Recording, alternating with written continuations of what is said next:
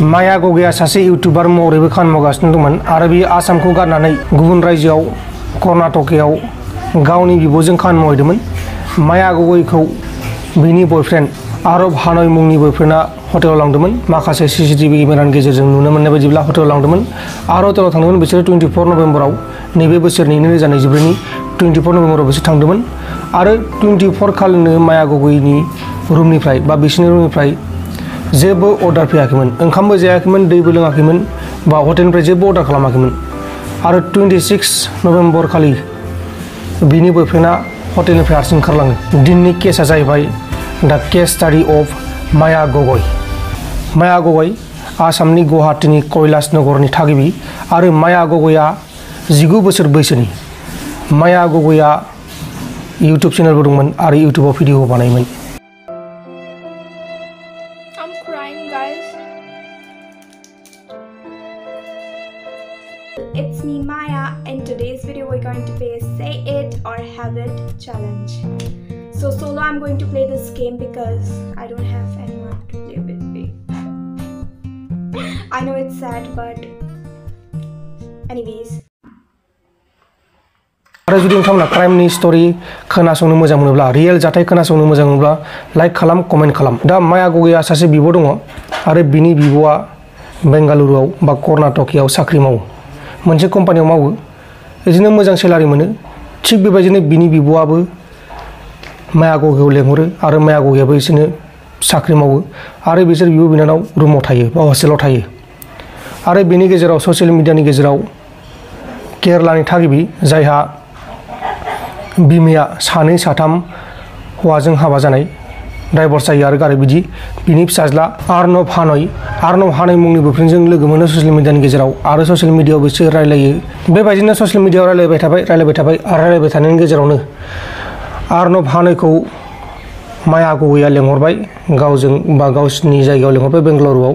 जेनेबा आं दा गुवाहाटीआव थायो, आं गुवाहाटीआव आंनि गार्लफ्रेन्डखौ लेंहरबाय, ओमफ्राय आं बिदिनो लेंहरनानै मोनसे फिसा साख्रियाव सोनानै होबाय। बेबायदिनो माया गगैया आर्नब हानयखौ सोनानै होदोंमोन मोनसे कम्पानियाव 15,000 रांनि दरमा मोनोमोन मासाव। दा बिदिनो सोलिगासिनो दंमोन नाथाय आर्नब हानयआ बे दरमाजों बेंगालुरु बायदि मोनसे सिटियाव सोलिनो हायामोन। दा बेनिखायनो माया गगैया बेखौ फाइनान्सियेलि हेफाजाब खालामोमोन, अबेबा जानो लांनाय, लान्च लांनाय, डिनार लांनाय, बेबायदि खालामबाय थायोमोन माया गगैया। आरो बिनि उनाव जायबा आर्नब हानय बियो गावजों ज' थाफानो थाखाय माया गगैखौ बुङोमोन, नाथाय माया गगैया थायामोन आरो माया गगैया आर्नब हानयनि अनगायैबो गुबुन सेंग्राफोरजोंबो रायलायोमोन, वाट्सएपफोराव चेट खालामोमोन। दा बेखौबो आर्नब हानयआ लासै लासै मिथिलाङो आरो बेबायदिनो बिसोर सानैनि गेजेराव जोबोर मोजां मोनोमोन। नाथाय आर्नब हानयआ माया गगैनि थाखाय फाग्ला जाबायमोन। गावनि बिमायाबो सानै साथाम हौवाजों गारजानाय, बेनिखायनो बेबायदि जागोन, बेबायदि दाजा बेबायदि सानोमोन आरो गावनि गार्लफ्रेन्डखौ, आरो गावनि गार्लफ्रेन्डखौ जोबोर अनोमोन। बेबायदि अननायजोंनो बिसोरनि रिलेशनशिपआ सोलिगासिनो दंमोन। नाथाय माया गगैया गुबुन सेंग्राफोरजों रायलायोमोन आरो सोरजोंबा चेट खालामोमोन आरो आर्नब हानयजों ज' थाया होननानै बुङोमोन मानोना बिहा बिब' दङ। नाथाय बै दिनखालि बेबायदिनो बिसोर सानैनि गेजेराव नांलाय खमलाय जाबाय थायो। आंजों जमा थाफै, जों सानैजों जमा सानसै दे, बेबायदिनि थाखाय नांलाय खमलाय जाबाय थायोमोन आरो बिदि नांलाय खमलायनो सोलिगासिनो दंमोन रिलेशनशिपआ। बेनि गेजेराव बारा अनलायनाय गैलामोन आरो 24 नभेम्बर खालि बे घटनाया जायो। 24 नभेम्बरनि सिगांनो माया गगैजों आरो आर्नब हानयजों लोगो हमनो थाखाय रायलायखायो मबाइल फननि गेजेराव। माया गगैया मानोना गावनि बिब'जों थायोमोन, बिब'जों थानायमोनब्ला बे दिनखालि जुदि बिब'जों थानायमोनब्ला बियो बेबायदि जानाय नङामोन, बुथारजानाय नङामोन।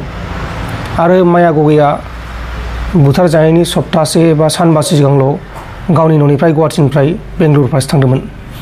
दा बेहायनो बिसोर 24 नभेम्बराव हटेल रयेल लिभिंआव थाङो, बिसोरो बुकिं खालामो। 24 नभेम्बराव थाङो आर्नब हानयजों आरो माया गगैजों हटेलाव थाङो। हटेलनि माखासे सीसीटीवी केमेरा दङ, नोंथांमोना नुगासिनो जानो हागौ। बेबायदि थाङो। बेबायदि थांनायनि उनाव 24 नभेम्बर खालि बिसोर हटेलाव थायो, जमा थायो आरो हटेलाव थानाय समावबो रिसेपसनावबो माया गगैया सोरबा सेंग्राजों चेट खालामगासिनो दंमोन आरो बेखौ आर्नब हानयआ बुंदोंमोन मबाइलखौ दसे दोनथ', जों दा रुमाव फैदों बा हटेलाव फैदों बिदि होनना बुंदोंमोन। नाथाय माया गगैया बेखौ जेबो केयार खालामाखैमोन आरो बिसोर थांबाय हटेल सिङाव हाबबाय आरो बेनिफ्रायनो बे घटनाया जायो। 24 नभेम्बर जाबाय। 24 नभेम्बर खालिबो बिसोर जेबो अर्डार खालामासै आरो 25 नभेम्बर खालि बिसोरो चेक आउट खालामनो लागामोन फुंनि 12टानि सिगां। नाथाय बिसोर माने माबाया अर्णब हान'या फन खालामबाय जोङो दिनैबो थाबावगोन, जों गाबोन चेक आउट खालामगोन होननानै बुंबाय। बेबायदिनो बे खालिबो थांबाय आरो 26 नभेम्बर खालि अर्णब हान'या गावनि बेग माखासे गासिखौबो गारनानै हटेलनिफ्राय ओंखारलाङो, जाहाथे बेखौ हटेलनि मानसिफोरा अबेबा थांदों जानांगौ, लामायाव दखानफोर थांदों जानांगौ सानो। बेबायदि सानथों होननानै बियो गासिखौबो गालांजोबो आरो गावनि लोगोआव एसेल' रां लानानै बियो ओंखारलाङो।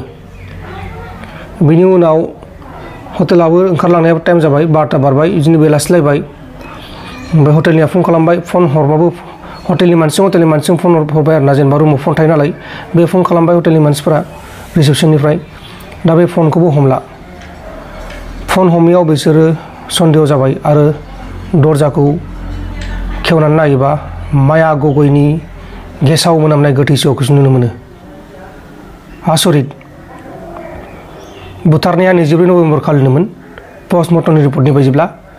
24 नभेम्बर खालिनो बिसोरनि गेजेराव गावजों जमा थानाय आरो बेबायदि फन रायलायनाय मानाय बेखौ लानानै नांलाय खमलाय जादोंमोन आरो बेहायनो अर्णब हान'या गावखौ हमथानो हायियाव रागा जोंखांनानै बे जाथायखौ खालामफ्लाङो आरो गावनो रिग्रेट जादोंमोन आरो बे गावखौ बुथारनो नाजादोंमोन, नाथाय हायाखै।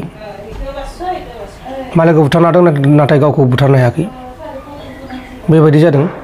बिनि उनाव नायबिजिरबाय, पुलिसनि केस होबाय।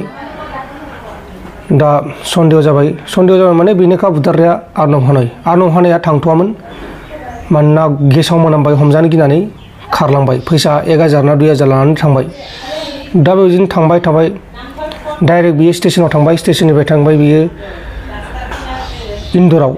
इन्दरनिफ्राय आरो बिहारनिफ्राय आरो लुधियाना पान्जाबाव, लुधियानानिफ्राय आरो गुबुन गुबुन जायगायाव थांगासिनो दंमोन आरो जोबथायाव बे गावनि बिबौनि न'आव थांबाय। मानोना बे बिबौजोंसो थायोमोन, मानोना बिनि बिमाया ड्राइभार जाबाय थायोमोन, बिफायानो 7 दंमोन।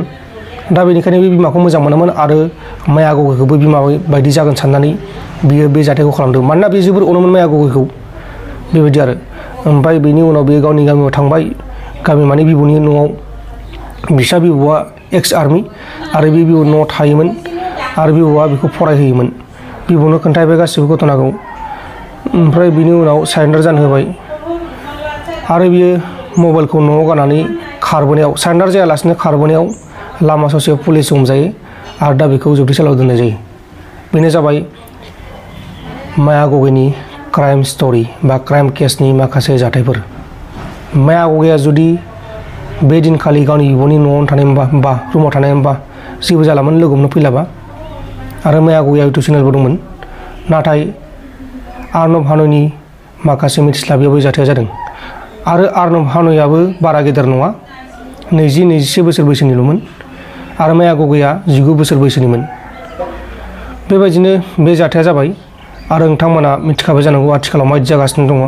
गोबां क्राइमनि केस जागासिनो दङ, बेबायदि आसामनिफ्राय लाङो, गुबुनाव बुथारहैयो।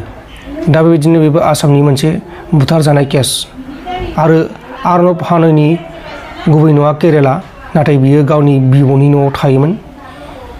बेबायदिनो बिहा अरिजिनेल न' गैयामोन बायदि, मानोना बिनि बिमाया डाइभर्स जानानै बा हौवाखौ गारबाय थायोमोन आरो गुबुनजों हाबा जाबाय थायोमोन। बेबायदि आरो बेखौ बिमाया गुरुत्व लायामोन। दा अर्णब हान'या साजाखौ मोनबाय, दा जोबथेसालियाव दङ आरो माया गगैखौ जोबथा बिदाय होनाय जाबाय आरो बे केसआ बांद्राय गोबावनि नङा, दिनैजों मास मोनसेसो बारलांबाय जानांगौ।